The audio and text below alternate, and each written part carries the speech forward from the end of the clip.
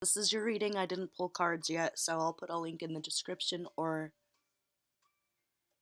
the comments when I get there, okay? I hope everyone's doing okay.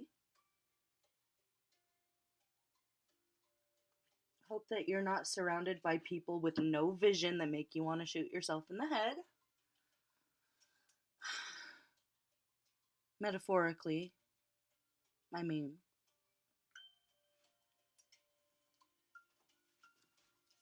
I don't know why I'm getting that old Dorothy Parker poem. It's just hold on. Super emo. I don't know, maybe someone's feeling it's like a combination of sadness and anger about something, or someone's getting away with something. What'd she say? Sorry, my brain. Razors pain you, rivers are damp, acid stains you, and drugs cause cramp. Guns aren't lawful, nooses give, gas smells awful, you might as well live. Okay, get that out. Is that how someone's feeling?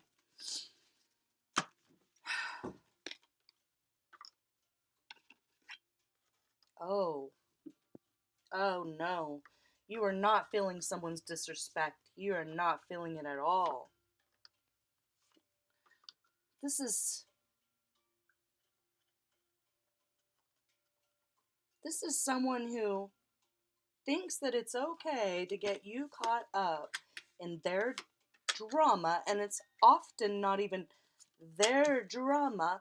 Oftentimes someone's an exaggerator, or they don't tell the full story, and it's time for you to, without excuses for them, peep game.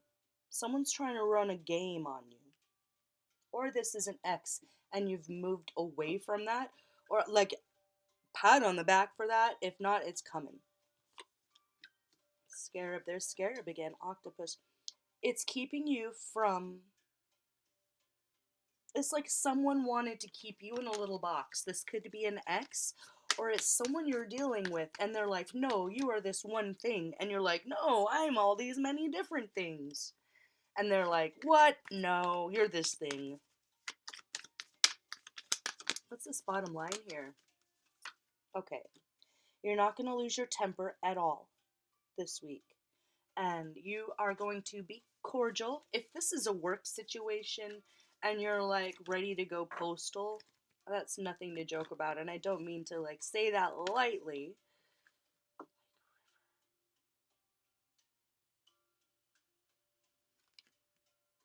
Alternate meaning number 2 coming up. Let me get to that in a second here. If it's not so serious, if it's not someone playing a game with you at work that's affecting your creativity, or it's just a relationship that it's affecting your mojo, or someone's playing mind games and it's turning you off. It's not sexy. Whatever it is, if there's someone that you are interested in or you were interested in, it's almost like you're losing interest because they're playing hard to get, or someone, if it's not it, someone is fetishizing you and it's turning you off. Nobody wants to be anyone else's fetish. It's like, if you love me and I'm attractive, that's one thing, but it's not, it's almost like someone, I don't know. If it's a situation where you know that somebody only wants you for that one thing, it's time to let it go. If this is not so serious and it's a relationship that's already committed and you are still living together, there's someone who's being neglected sexually. And the way that they're taking that out on the other person is causing more conflict, which is causing more separation, which is causing one person to not even feel sexually excited anymore. It's already gone. Okay. For some of you, you're not ready to walk away from this relationship. It can be worked out. If this isn't something that's already in the past, where you already broke up and you're in a committed relationship, it might have to be a new world, though, where you put your foot down and you stand up for what's right. And you say, it's not okay for you to neglect me. If it's in the bedroom, it's that. If it's that, I feel like your mom and that's not sexy to me, then it's time to stand up for yourself, stand up for your inner Venus, whether you're a guy or a girl. It's like someone's inner Venus needs them to stand up for it, for her. So your inner sensuality is kind of blocked here and it needs to be worked out. If you're like, no, I'm sick of this and I've been neglected and I'm always the last on the list or something like that. I just feel like someone's playing mind games and someone hasn't been completely honest and it's causing some conflict and they're like riding that wave of you, or they got you defending them and they weren't being honest about it and so you're kind of defending a situation that didn't happen. So pay attention. Pay attention to someone that you might be given a side eye to. Rainbow. It's like we're all in this together when it suits them. So they could have kind of a narcissistic streak, or they get away with a lot because of their position, or because they're something something. I don't know, maybe they're well known or they're a star, but if it's already gone over the edge, this is Mercury retrograde and it's telling you that you can only move forward. The success here will be with moving forward. So no X is coming back, okay? No X is coming back. Stand up for yourself and that you are not put first and know that it's going to be exactly the same. Okay? If someone is acting reckless and they're insisting on suffering, then what you're going to do is let it go. It's out of your hands. All you can do is let it go. You can't hold on to a river when it's going over the waterfall, when it's going over the edge. What you can do is stand up for yourself and save yourself. Like I was saying, if it's not that serious, it's time to say, I'm not feeling romantically connected to you anymore because I'm being neglected in this way. Or if it's a situation where you're the one running the household and you feel like a mom and your mate seems like more of a child, that is not sexy either. Yeah, let's not get into any of those fetishes. That's just, no, I can't. No. Make sure that someone's not fetishizing you. If you know they are, they're not the right one for you, and it's time to let it go. Let it go. Let me pull another one for that. It's a Tori Amos song where she says, girls, you gotta know when it's time to turn the page. When you're only wet because of the rain. So someone's just not doing it for you anymore, and you can't keep a relationship together if there is no sexual chemistry. It's like sometimes you need to know when to let it go. And a clue would be that it's all desert all the time these days. It's all desert all the time these days. Pull another card. So if it's not time to go, how do you approach this situation to make it better for yourself? With the scarab, it's like between the old way of dealing with it and the new. Yeah, for some of you, it's you're not going to lose your temper and fly off the handle and break anything, but you're certainly going to cause a stir. You're going to get their attention. You're going to make sure they're not doing anything else. You're going to make sure they're not on their phone when you have the conversation or playing video games when you have the conversation. Make sure they're fed and that they're, comfortable and they feel like they're in a safe place, wherever that may be for them. What you're not going to do is turn it into the War of the Roses, whatever that means. If it's time to say goodbye, it's time to say goodbye. But for somebody, it's literally realizing that you're feeling like you're perpetually in this unhealed place, unhealed state.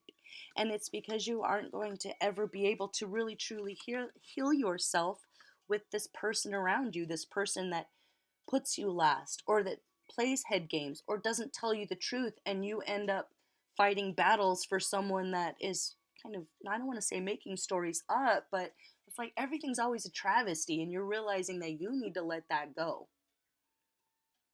So pay attention this week. There might be a clue that comes in. Praying mantis is not seen nor heard, but sees and hears all. Sees and hears all. So if you have to maybe shut up for a week first to get a little bit more information, that could be this wolf in reverse as well. But you're not going to lose your temper. You are going to, when you know it's the right time, move forward. So not moving forward when the time is wrong, not having the conversation when the time is wrong. But this is you being your own hero in your own journey. And if this is just standing up for your inner sensuality, that's it. If you don't want someone to touch you, if you're feeling like, I don't want to share a bed with you anymore, you don't owe anybody anything ever. Your sexuality and your sensuality is something that needs to be honored. Whichever end you are on this story, that which character you are here, your sexuality, your sensuality needs to be honored, whether that means you need to say, you never touch me anymore, and that song, you don't bring me flowers anymore. If it's that, it's a breakup. It's Barbara Streisand, Neil Diamond. It's you don't see me love songs. And what she say? You never ever talk to me anymore when you come through the door at the end of the day. And and she talks about when you're making love, something like that. When it's good for you and you're feeling all right, well, you just turn over and you turn out the light. And you don't bring me flowers anymore. If it's that situation, it's over. It's time to let it go and be excited about what's coming in for you because you're about to get your mojo back. Or if it's not that and you want to stay in this relationship and you love each other, you just need to let them know that you feel like you're in this kind of sexual purgatory or something and you need to be a priority in their life. If that's not it, it's that you feel like, I kind of feel like I'm fetishized with you, or I want to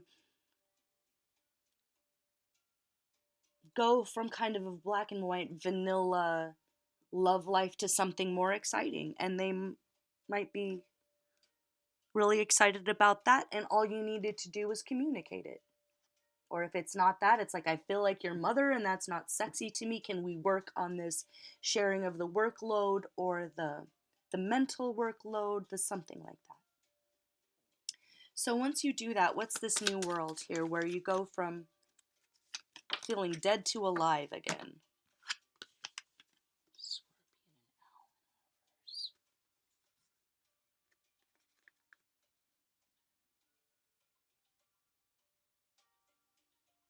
Yeah, it's almost like there is this weird power dynamic in your relationship when it comes to sex and sensuality, or that was the old world and that's what you have to say goodbye to.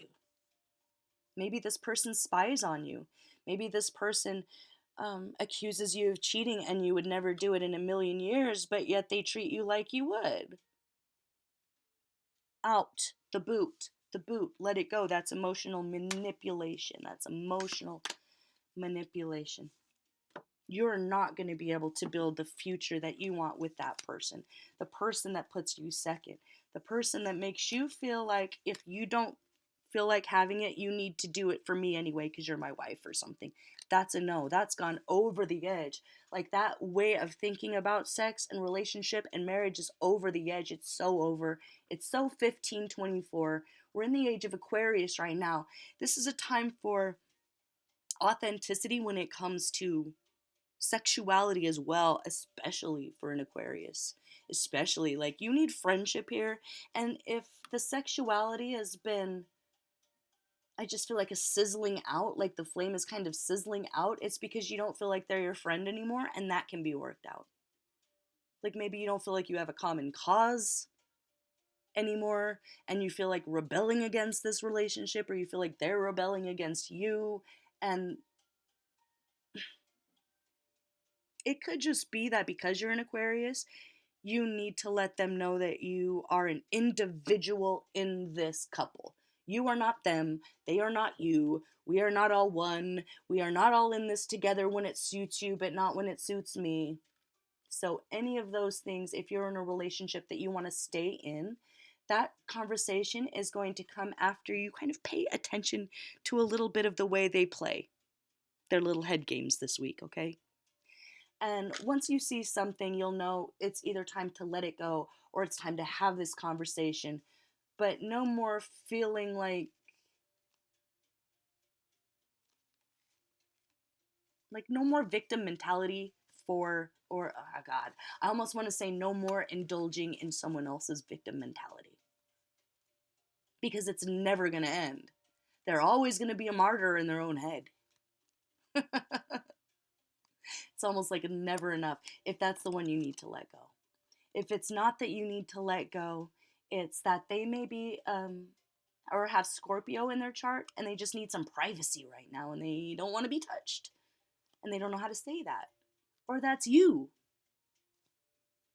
and you just need to do a little more soul bonding so you feel a little bit more connected to get that chemistry back because you are a power duo. You are two peas in a pod if you're staying together. If not, the two peas in the pod is coming up in the future, but not until you say goodbye to this.